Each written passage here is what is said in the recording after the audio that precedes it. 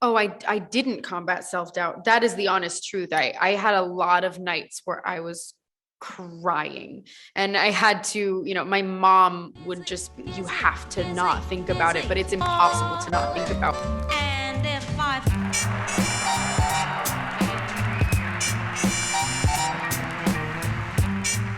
Excellent. William Mullally from the Inside Arabia. Great to meet you, Rachel. Hi, William. How you doing today? I'm doing so great. And honestly, like you're such a joy in this movie. And Oh, I mean, thank you're the you. best.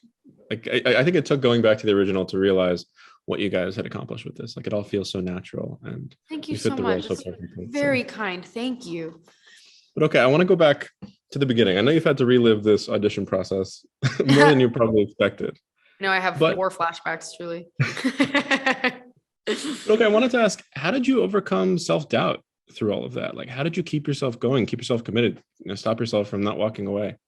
Oh, I didn't combat self-doubt. That is the honest truth. I had a lot of nights where I was crying and I had to, my mom would just, you have to not think about it, but it's impossible to not think about when the biggest change in your life, you're just on the cusp of it and you feel it, but it's not there. I had a lot of dreams about my teeth falling out and got them interpreted. I was going wildly insane. I had them interpreted and they were like, a big life change is coming. And I would just like, well, when? And I got really, really mad. But at the end of the day, it was Steven trying to find the best people he could to tell this story.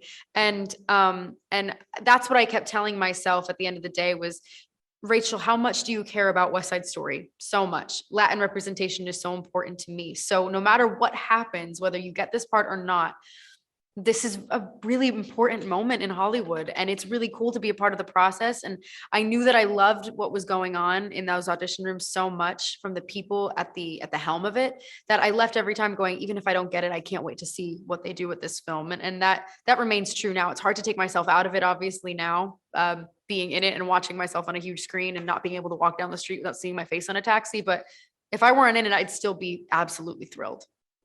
Absolutely. No, and I think obviously when you're working with geniuses like, Stephen and Tony, there's so much that they have to offer you in terms of advice. But what Yeah. I've loved is what I heard is what you've offered them, like what you were able to bring to this in terms of lived experience and in order Yeah. to understand Maria better. So can you talk to me a bit about the things that you saw in this character that you wanted to imbue in her that weren't necessarily there to begin with? 100%. A lot of it had to do with my age. We were the same age at the time. We were 18 and 18. And so, I was so sure that I knew so much about life in 18 short years of being on this earth. And I feel like Maria thinks the same thing. We've both been through some pretty hard times. She lost her mother at a very young age, and she had been taking care of her father since she was 6. And she was just moved to New York for the first time, which I had also done. And I moved into Manhattan for the first time at that time. And she was navigating her identity, which I was doing too. It's a constant evolution. And as conversations open up in this day and age, we start noticing different things about the way we're perceived by other people and the way that we perceive ourselves and those discrepancies. And I had those tough conversations with Stephen and Tony on the first day of rehearsal. And I said, I want her to be as me as possible, not because it makes it easier for me, but it's a huge challenge to incorporate elements of yourself in a character that's written by someone else. So I'm really glad that they were so collaborative in that respect. And I think it made for a very wonderful, complex Maria that we've never seen before.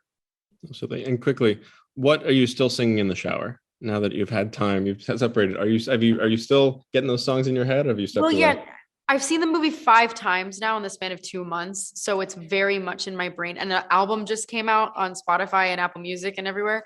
Um, I couldn't get Cool out of my head the other day. Just in my brain, it was just the dance break from Cool. I was just kind of the ba-na-ba, ba-na-ba, ba-na-ba, ba-na in my brain in the shower, just trying to shampoo hairspray out of my hair.